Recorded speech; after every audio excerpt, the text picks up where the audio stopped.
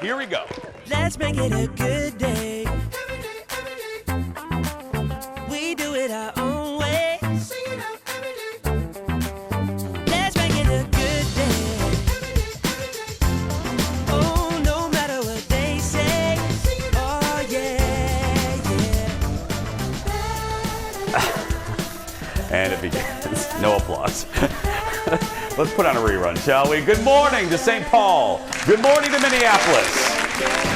And good morning to us. And good morning to you. Welcome to the Jason Show.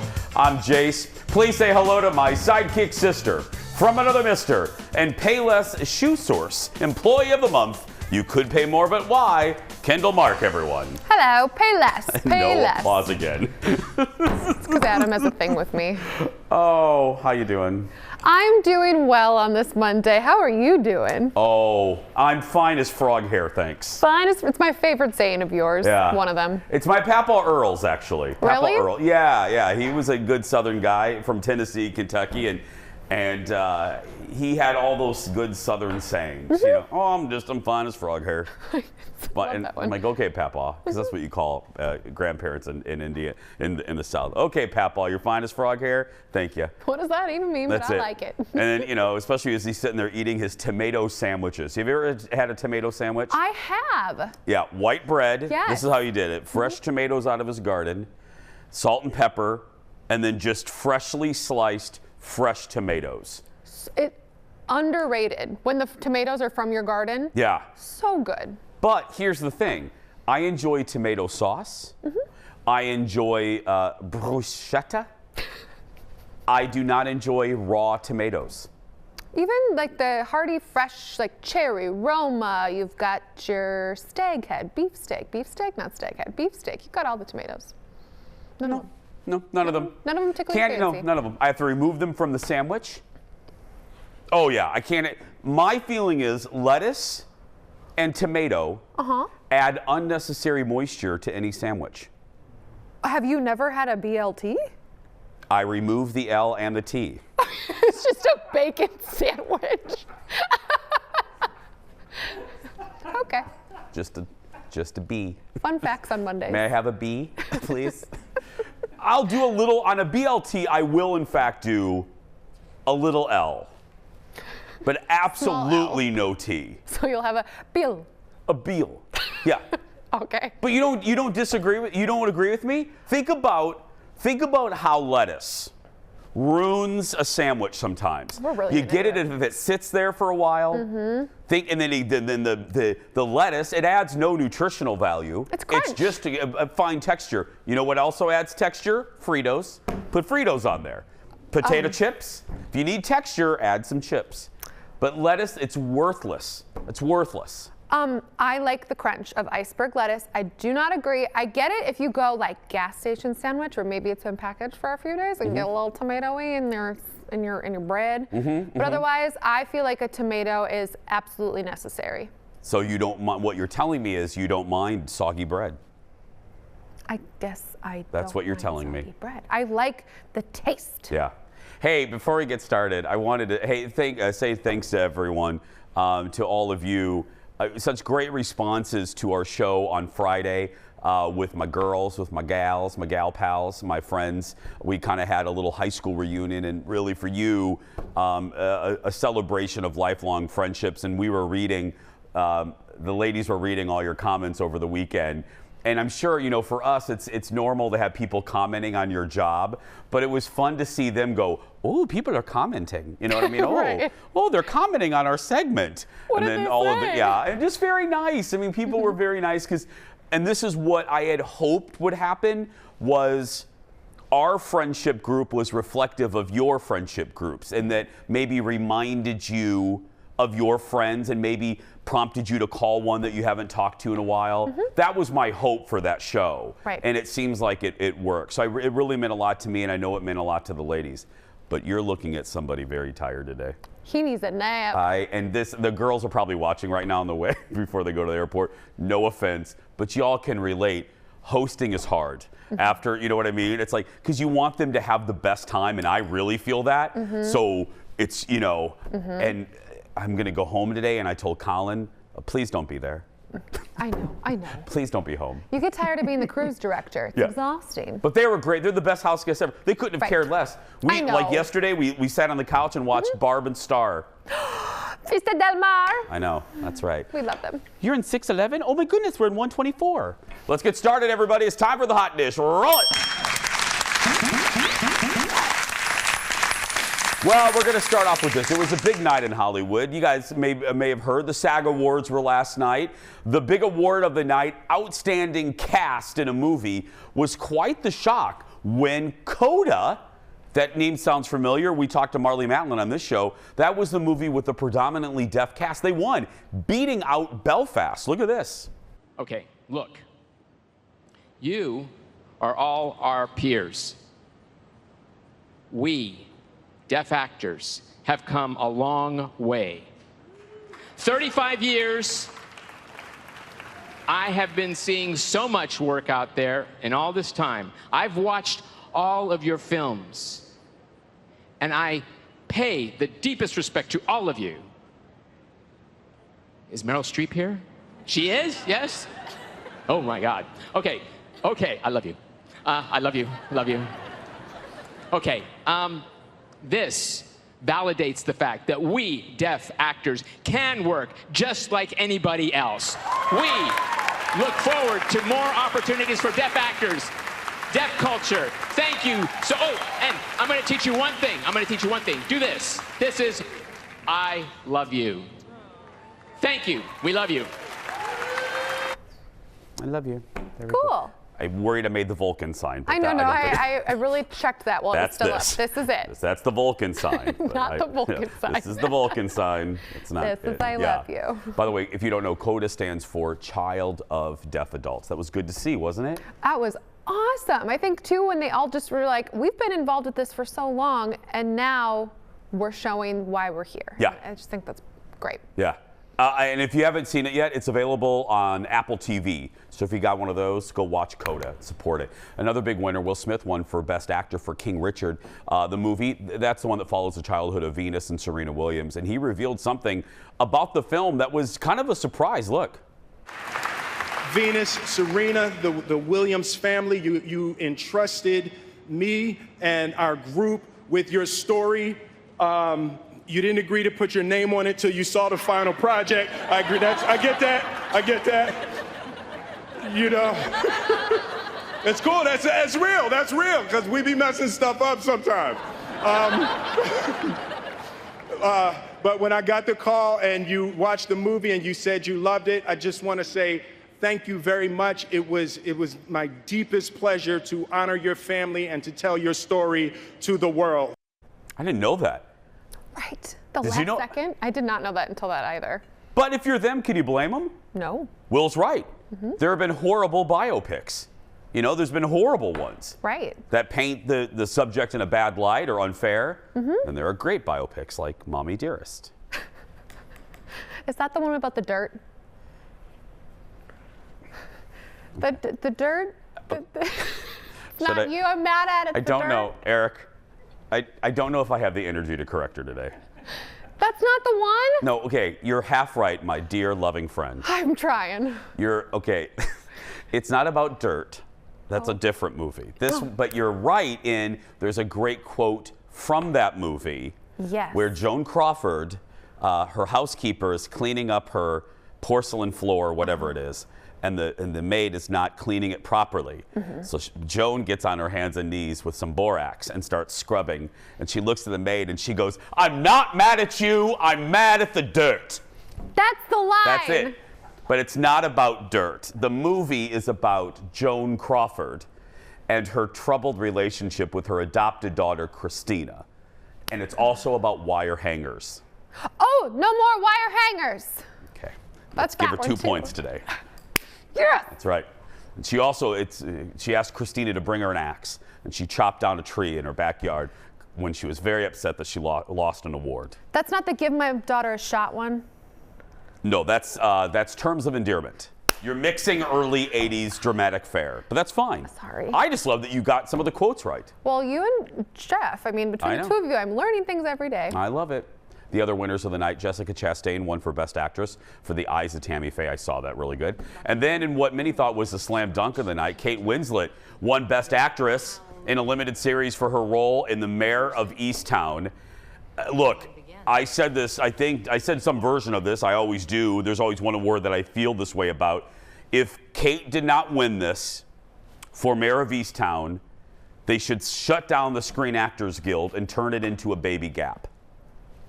Because there's nobody better. The Jean Smart won, Succession won for Best, I still can't get on that. And then the big moment of the night, y'all should go see it, is go watch the moment. It's just sad, and I didn't want to bring people down. Michael Keaton got real choked up because he lost his nephew to drugs, rather, I believe, recently, and his movie that he won for was dealing with that subject matter. It was really moving. You could barely get through the speech. I don't want to play it because I thought we're trying to cheer you up here. Right. Right? Right. But it was a great moment. Beautiful. Yeah. So if you want to watch it, it'll be repeated on TNT. They repeat it like twice. We have a lot more to come. Stay right there. We'll be back after this.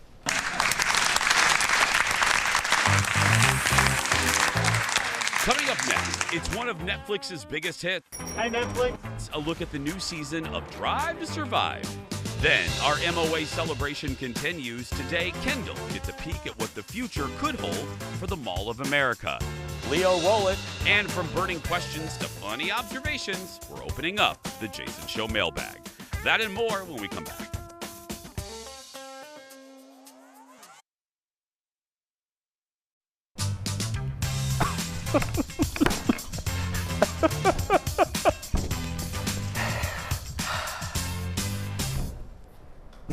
Welcome back. Are we back? I don't know. Are we? I think we are. Kendall, can you go to the wet bar, please, and grab me a vodka soda? Oh, okay. Thank you. Lemon? Please. Okay. There was a big reunion on Saturday Night Live as John Mulaney entered. Teleprompter, please. As John Mulaney entered the Five Timers Club, and that is our late night rewind.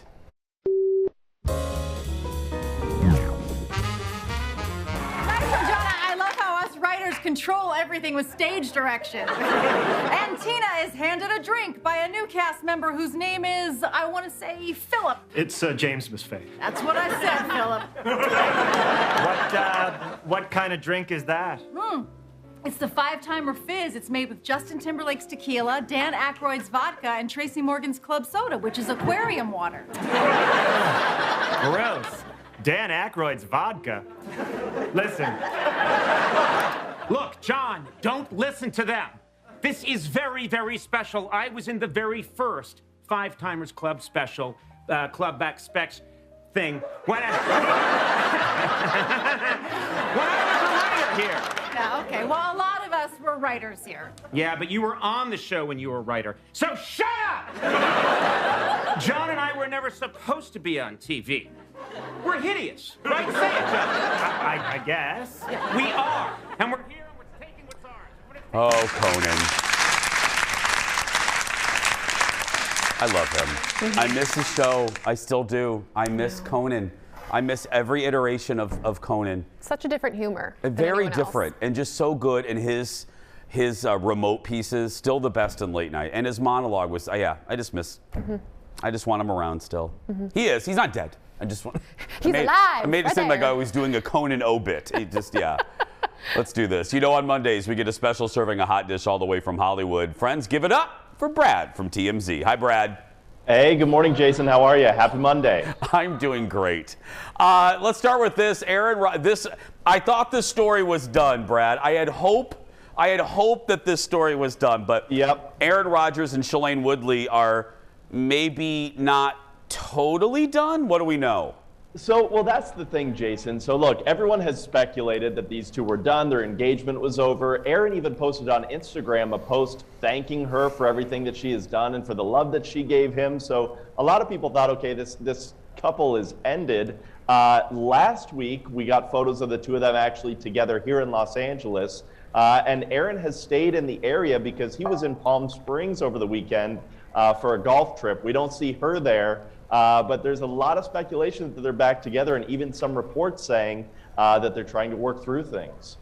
Okay, I'm going to remain positive. I mean, we need more love in this world, not less. So Especially for them, exactly. I hear you. thank you. See, did you like that, Brad? I really wanted to be snarky, but I am choosing the positive route. It's a new Jason. I love it. Oh, yeah, it's something. Next up, first it was Britney, and now Amanda Bynes is wanting to end her conservatorship. Honestly, Brad, I forgot that she had one. Yeah, actually, Jason, she's been in one since 2013. So Amanda, if you'll remember, she had a lot of mental health issues, and her parents kind of stepped in, got her under a conservatorship. But unlike Britney Spears' situation, we spoke with the attorneys involved in this thing that said actually Amanda's parents are supportive in her wanting to get out of this conservatorship, and they're going to help her do so. They felt that she has made significant progress over the last few years. She's going to school. She got a degree. She's living independently. I mean, she is taking all the right steps to get out of this thing, and her parents want to help her do that. So kind of a nice story to see here with a conservatorship that kind of has a good ending and isn't ripping the family apart. Oh, well, good. Just like in the case of Britney, I just want both of them to be well. You know, I think they can do that here. Yeah. Okay, now, Brad, you may not know this, so we signed a piece of paper that said that we will no longer do any Kim Kardashian or Kanye stories for a good long time. Can I get on that? Yeah, yeah. So what, and I purposely just said their names because I'm not kidding. We have a jar. Whenever we say their name, we put, whoever says it puts $1 in the jar. And I love that. And then at the end of the year, we're going to donate it to, like, I don't know, kids or something. So great. So but we're going to do this story. So Okay. An artist whose name rhymes with Tanya has a new love interest, right, Brad? He certainly does, and he has an ex-wife or soon-to-be ex-wife who looks very much like this love interest. We got the two of them in Miami over the weekend. You see photos there of the said new couple. We're told they're not officially dating, but we have seen them across the country together. Her name is Cheney Jones. She's a model and Instagram fame as well, too. So we'll see. I mean, of course, Kanye was dating Julia Fox. Now he's moved on. So we'll see if this one kind of sticks around. But certainly looks like his ex. I'll give you that. Absolutely. See, look, now Brad played along. He never said their names. I did say his name one time, but that's fine. I'll send that $1. Please do. That's right. And it's all, keep in mind, it's all going to children at the end of the year. Love it. There's the jar. There's the jar. I love Brad, that. there's the jar right there. Look at it. That's great. All right. Well, I'll Venmo or whoever I got to pay, Jason. I'll send it over. Perfect. Thank you, Brad. Have a good week, my friend. See you guys. I don't have $1, though. But you need Hold on. Just stay right there. $2. Kendall, talk to the audience for a second, would you? Okay. Let's talk to the audience real Hello, my name is Kendall. quick. Hey, Leo, go to, yeah, there we go. Okay. There goes Jason. Okay, I'm walking to Jason my is Merce. Walking to his Merce. I'm right walking now. to the Merce. A very beautiful Merce, I might add. Thank you. Taking out his very large wallet. Oh, settle down. You want to share any of that with some of the No, viewers? There's at least 17 credit cards in there. No. $500 bills. I'm just gonna put a credit card in there. I'm just gonna. At this point. Just gonna put a credit card right in there. There we go. Should that cover us for a while? I hope so. I mean, I don't know what your credit's like, but I'm Yeah. just assuming Are you questioning my credit score? I mean, Anna Delvey, look what happened to her. It's fine, Kendall. Let me tell you, I could at the very least take you out to TGI Fridays with this. All I know is this: you're not firing me today. I'm what? You definitely are not firing me today, so I'm safe. Oh no, I have other people on my list today. Don't get stuck. Don't get your fingers And the list is growing by the segment. Eric, you're next. Eric is safe as well. Next in the dish, I'm adding names as we go. Next in the dish, Netflix's hit reality show Drive to Survive returns in less than 2 weeks. That's the show that follows the Formula One racing season, and all the drama happens behind the scenes. People love the show. Here's a teaser for the new season that just dropped. Look. Hey, Netflix. This sport is cutthroat.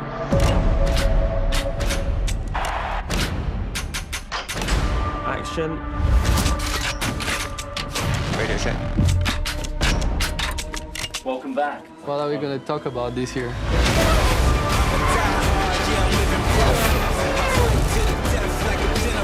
It's not just about what's going on the track. It's everything that happens off the track. It's winner takes all. It's constant warfare. May the best driver win.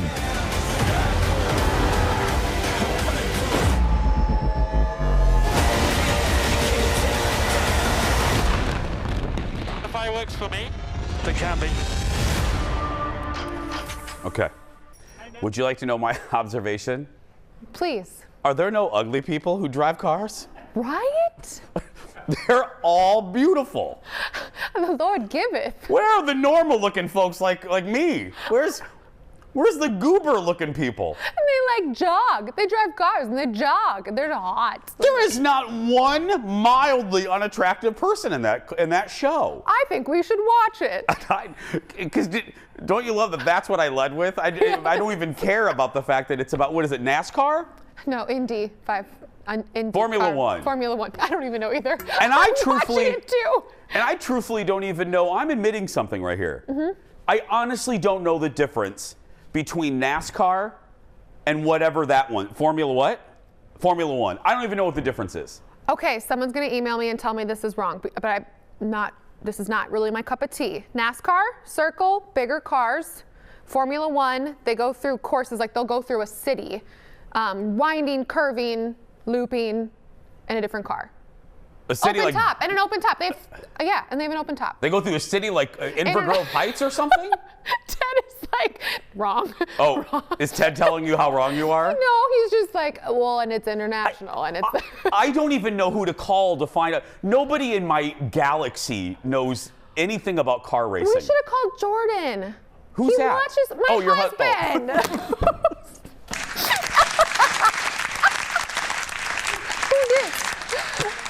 Oh, you know, that guy.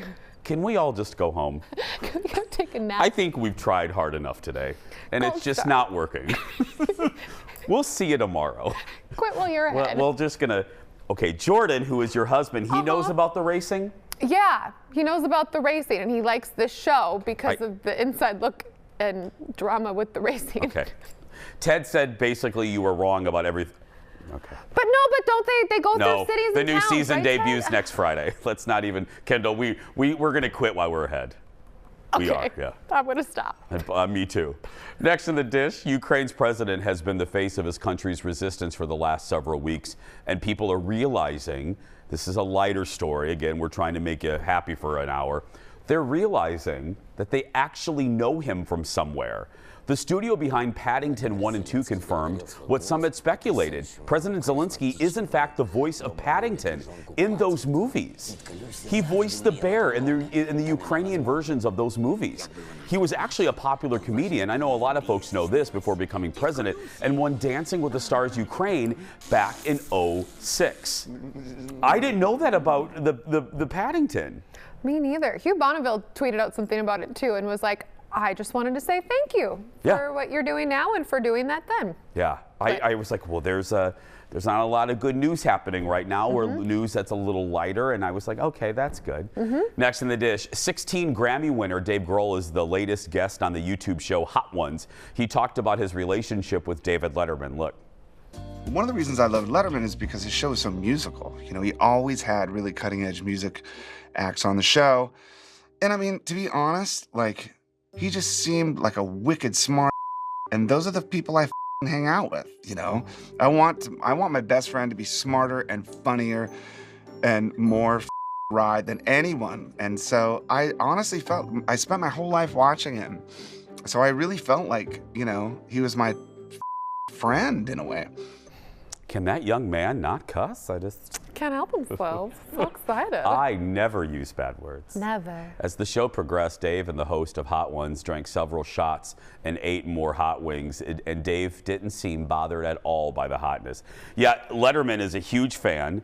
The Foo Fighters actually was the final act on Letterman's final late show. I didn't know that. And really quick, we got to take a break, but they did a live performance. Talk about directing and trying to do.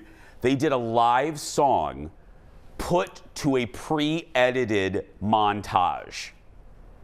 So the beat had to meet. Right. Can you imagine how hard? And it was an epic montage. Right. And Dave, yeah, it was crazy. Go look at it on YouTube. Just Google Letterman's Last Late Show. We're going to take a break. Much more ahead when we return. Back in a moment. It's really good. It's probably...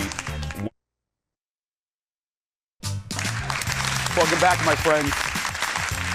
Last day of February. Well, all month long, we are celebrating the Mall of America, which turns 30 years old this year. And while a lot has happened at the mall over those 3 decades, the sky's the limit for the future. Kendall is taking us back to the mall to see what's to come. Look. The Mall of America is an institution here, but some of this, like this, is all new, and I want to learn more about it. We were there, and now we made it to here. Why is this an important little marker, Dan? This is important because this is where the north entrance to the mall used to be, and now we're looking at our newest expansion that includes JW Marriott, an office tower, and these wonderful new stores. How is the mall always continuing to sort of evolve and make things aesthetically pleasing? We invest a lot of money in our property. We've redone all of our mall common areas so they have a white palette. And the idea behind that is so that they're a blank canvas. So that rather than the mall shining, it's fresh and inspiring, but our tenants can shine and they can exude an energy. But there's so much here too that I think people probably originally came up with the idea of this mall. They weren't thinking hotels, even an aquarium below us.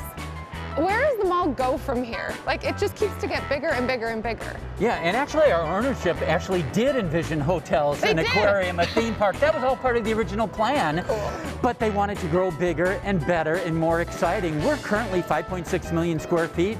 We're gonna grow to more than 10 million square feet, so we'll finally be big.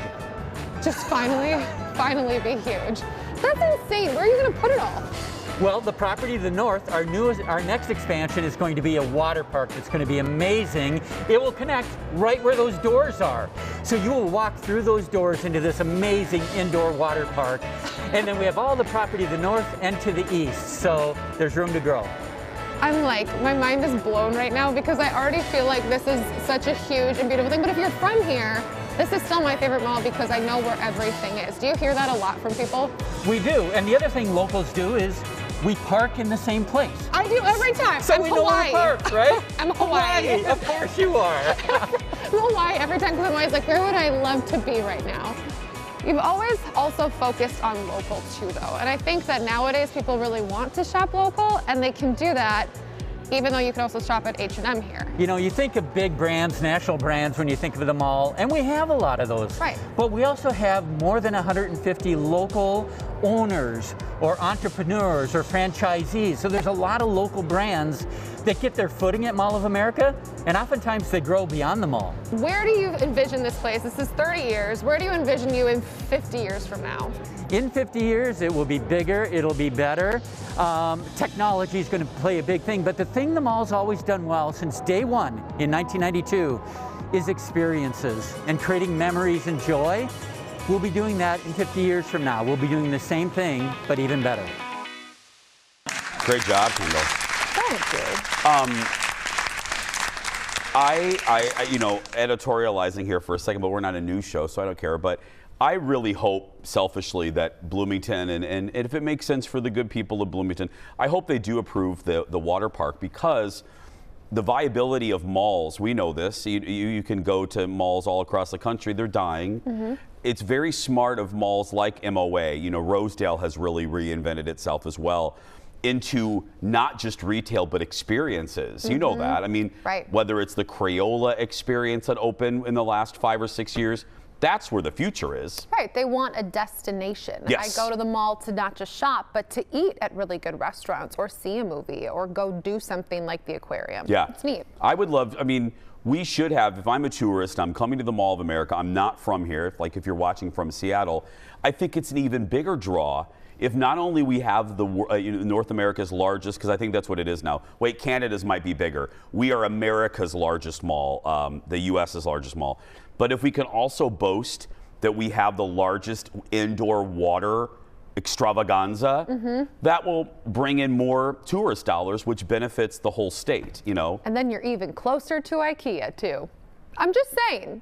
Right now you have to want walk- a water slide directly into IKEA? Please, into the bathroom section, and then I can just be like, oh, this would be really cute in my house. Sure. No, but I saw some of the renderings for what Yeah. could be at the water park. I'm all about it, and I'm not a water park kind of guy. No. I'm not. No, I think it'll be really neat, and I like the positivity and the excitement that the mall just continues to drive here locally. You know, And I'm it got proud. a bad rap at first because it pulled business from the Dales. So it's really smart of them to recalibrate and go for local brands. Oh, yeah. I mean, because as you said beautifully in that interview, that's what consumers want now. They want to shop local. You want to keep your money in your hometown. So Right, smart of them. exactly. Yeah. Hey, next week, so the mall will be celebrating the milestone all year long. For details, go to mallofamerica.com. I believe next week, because you all know if you watch the show, I'm there a lot. I'm a local that actually loves the MOA. I'll take you through kind of my routine, and within that, I'll give you some tips of how to do the mall right and with as less stress as humanly possible. All my little tips and tricks. But right now, we're going to take a break. We have Mailbag coming up and kind of a venting session that I know you'll want to participate in. That and more when we come back. Back in a moment.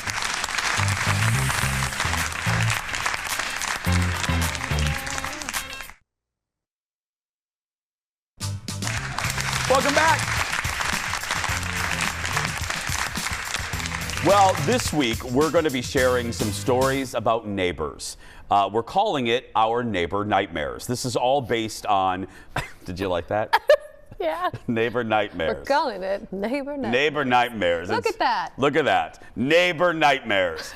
It's all kind of based on that uber popular app. What's it called? Nextdoor app that I'm sure a lot of you participate in.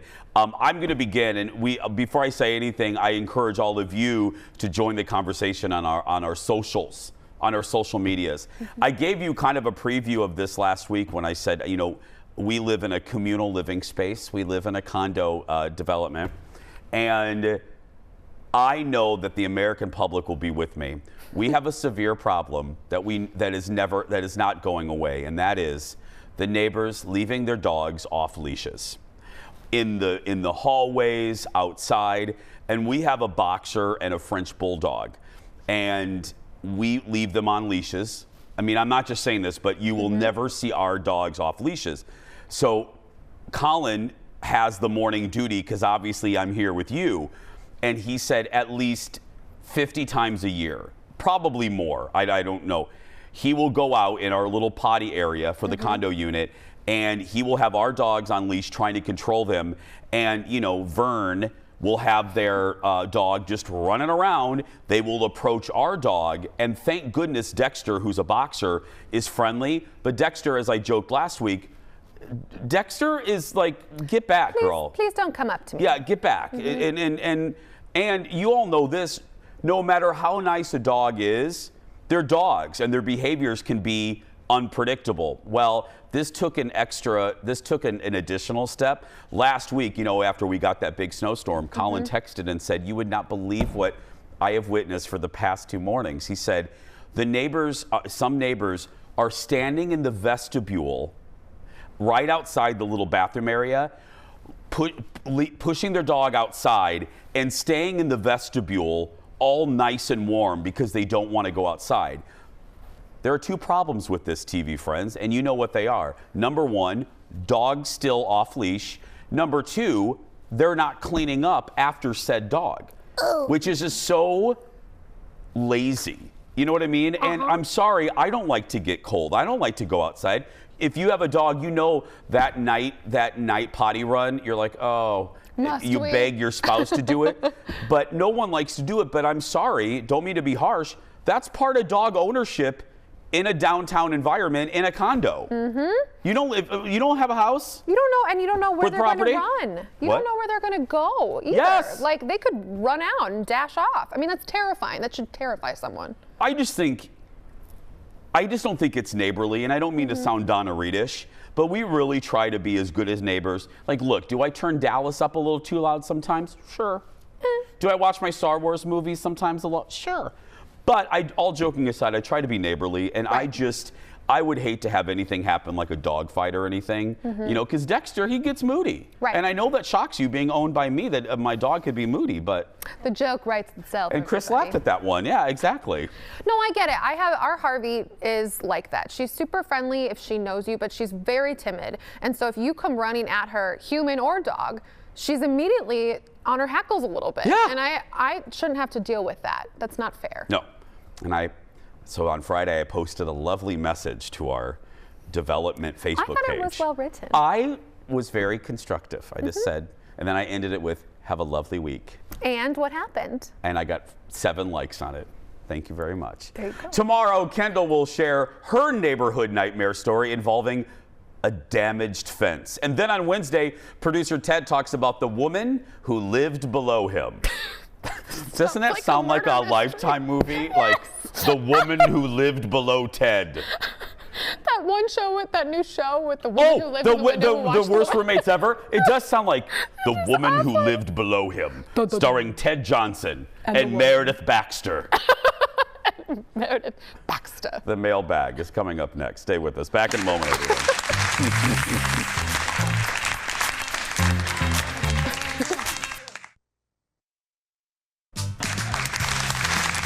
Welcome back, friends. We are thrilled that you're here. It is Monday, and you know on Monday we open up the Jason Show mailbag. Hit it, Leo. Les. You got me. I almost called Leo Les. We love Leslie. Les. Yeah. First up, another message from Angie and her dogs. You may remember last week her dogs went nuts when they spotted Oliver the otter on air. Well, Angie messaged us on Facebook and said, Mac and Baron, the dogs, are very disrupted and disturbed from this nifty little bit on today's episode. Angie sent us video again. It seems her dogs freaked out when they saw the monkey riding a dog from our Before the Show recap. Kendall. Oh gosh, that dog. We are just upsetting those poor dogs. Literally jumped onto the couch like, Mom. The dogs are either afraid of the monkey or Jeff, and it was Jeff and I on that shot. So somebody is. We're going with the monkey. We're going with the monkey.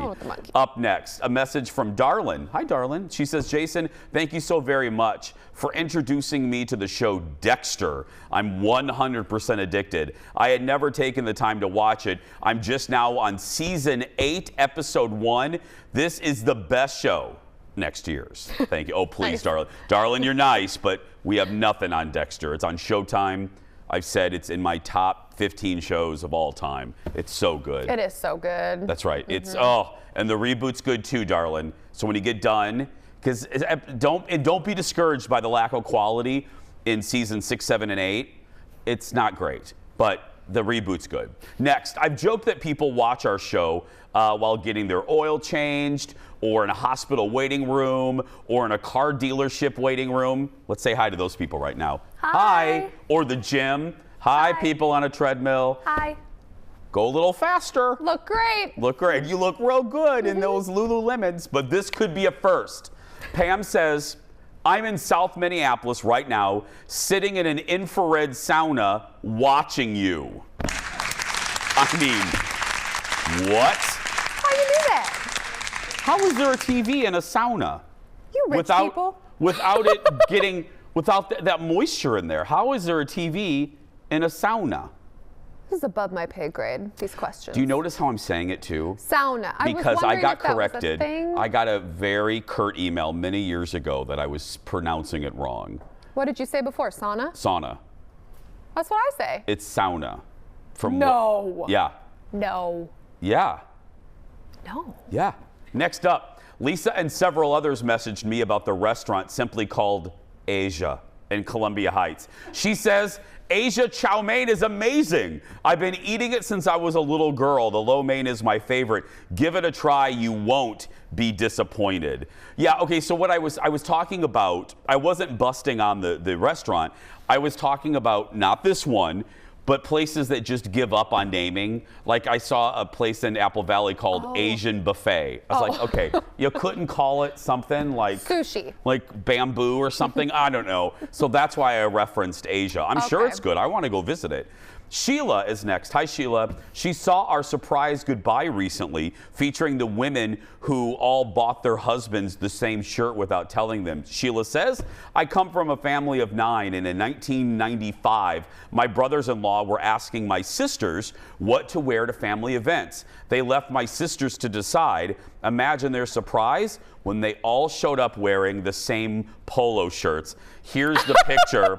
That is great. Oh, Sheila, that is fantastic. Sheila says, one of the regulars of the bar asked if they were a bowling team.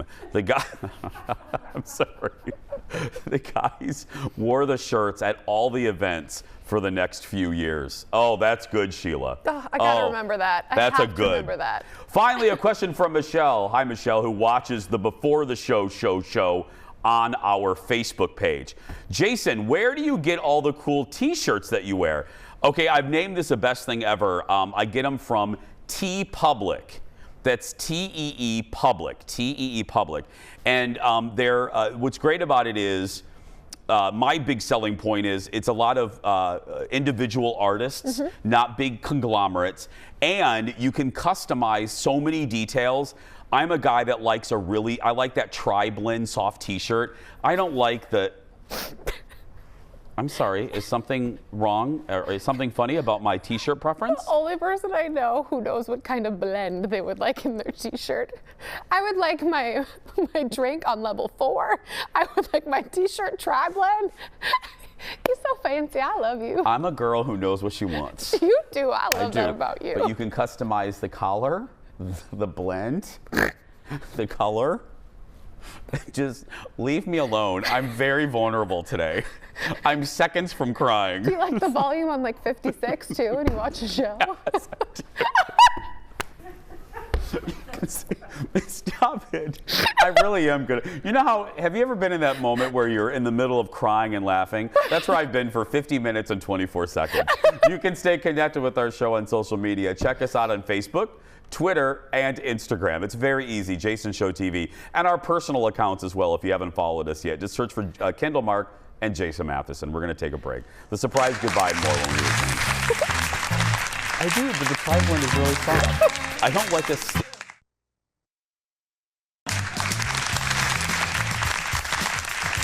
Welcome back to Tri-Blend Weekly. What's my favorite blend of shirt, Kendall? Tri-blend. Thank you. It's time for the world's shortest segment. Andy Cohen revealed last night when he wants to eliminate from future Housewives reunions. See if you agree.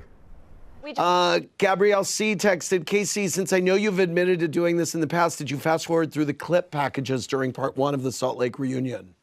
I did. Right. I am trying to eliminate the clip packages from the reunions because I feel like that will provide more time for new conversation. More screaming and fighting. Well, I mean, if we have a moment like Luann falling in the bushes, I'll see that over and over again. Exactly. You know, so. I wouldn't disagree. I mean, if you've seen the season, you know what they're recapping. But I would roll video of if they're fighting about a certain moment. I thought he was referencing clip. Clip! Yeah. Daniel Schneider and Casey Wilson were his guests. We'll be right back. Back in a moment.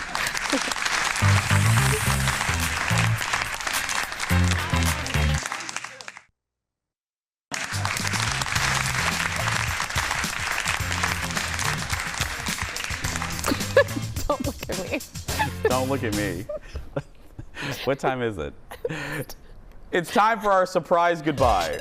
There it is. Last night at the SAG Awards, Michael Keaton almost didn't make it on stage for his acceptance speech that I referenced earlier. Look.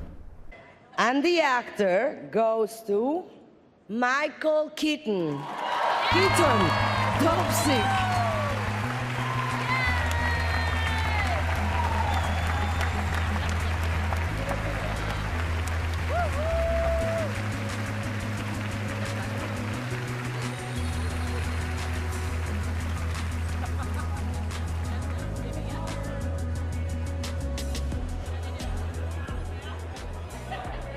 Are you kidding me? Okay, forget him being in the bathroom, which was what happened. Selma Hayek's face is fantastic. Yeah, he finally made it back. Yeah, he's like, are you kidding me? Go out there and be yourself. No one can tell you're doing it wrong. We'll see you tomorrow, everyone.